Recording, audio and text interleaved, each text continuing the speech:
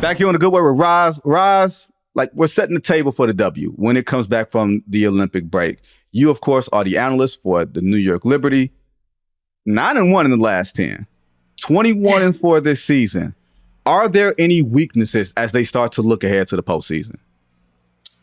What I would be most worried about for the New York Liberty, who have been, the best team through the first half of the season before the Olympic break, except they did drop the Commissioner's Cup, but still the record. And also from my eye test, that's what I've seen.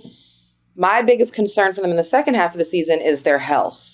And, on Germany, you've got Leonie Fiebisch, who just got banged up playing in Olympic competition. Niara Sabali, we've always got to keep an eye on her health. She's been in and out of the first half of the season, also a German. And shout out to Satu, who is back healthy and balling out for the Dallas Wings, though, but for Germany as well. But I would say Benija Laney had knee surgery during this Olympic break. So this break was really helpful for the Liberty to allow her the time she needed in order for her knee to hopefully, heal. And we'll see how ready she is once the second half of the season starts, like mid-August, coming up in about a week or so.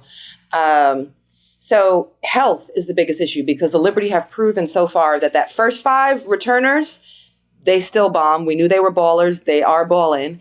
And then we didn't know as much about their bench unit.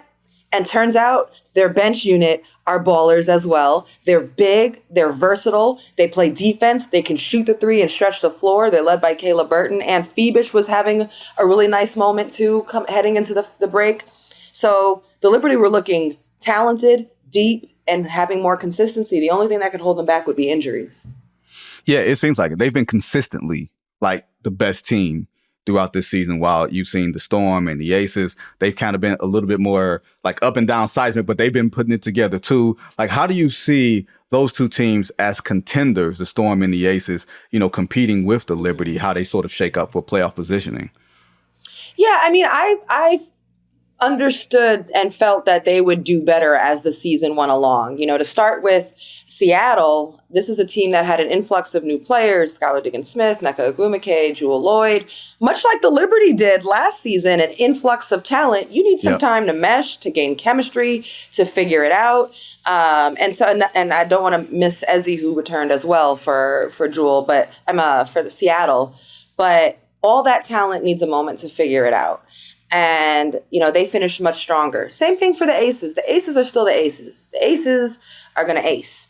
And they started the season off with a lot of injuries to really important players. I mean, all of them are really talented. You've got Jackie Young, who was in and out with injury, and Chelsea Gray, who was out, who I could argue, you could argue is one of the most important players for the Aces. Certainly Asia's their MVP. But she makes so much go for them. So now that the team has gotten healthier, and Asia has admirably held down the fort, which is one of the big arguments to go for her MVP case. Not only that she's statistically leading the league in a lot of categories and that she's dominant on both ends, but also how she did it while players were injured. And now her team is coming along with her as the Aces have marched into this break. So I expect...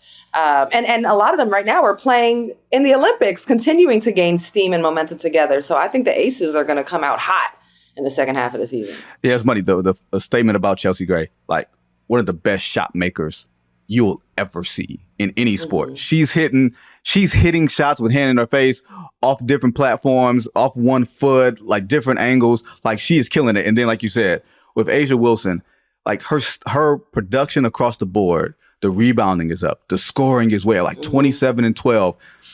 I'm curious, because she's in the Olympics, Ros, do you think while everybody else is getting rest, and she's, not that she's playing like heavy minutes because, it's a shared responsibility there, how do you think she's going to come back on the back end of this? Do you think this will help the competition, or do you think she could have used the rest considering how much weight she had to carry with so many injuries that her team had? I think that this is all fine for A'ja Wilson. One thing that really stands out to me when I watch her play is her motor.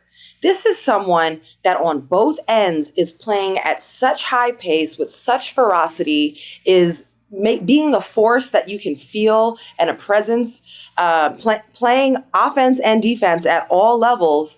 I mean, I think this is just like, that's her natural state of being on the court where everything is full go. And I think that's a great tempo and tone setter for her team. What she has shown so far in this calendar season is that when she has a roster that's a little more depleted due to injuries, she's still that girl. What she's showing right now is when the roster is full with the aces, she's still that girl. What she's showing right now when she's literally playing amongst the best in the world on the Olympic USA team, she is still that girl. Her game fits across different rosters, different styles, different strategies. It speaks to her cerebral ability as a player, which I don't think we talk enough about. A'ja's a very smart player on top of the talent and the physicality that she can bring to the game. So my analysis would be this in watching USA basketball. The two best players in the world right now are A'ja Wilson and Breanna Stewart. The MVP favorite for this WNBA season is A'ja Wilson. And then I might be biased, but I think, a really strong argument for maybe like what's the next tier of MVP candidate. I think Sabrina Ionescu, is in the conversation. She's not there with A'ja right now, but Sabrina has been outstanding for the Liberty this season and has honestly had a breakout year. She was already an all-star, but has taken that next level of her game because she's more than the 3-point shot, Vinny. She is getting to the cup. She's clutch. She's a winner.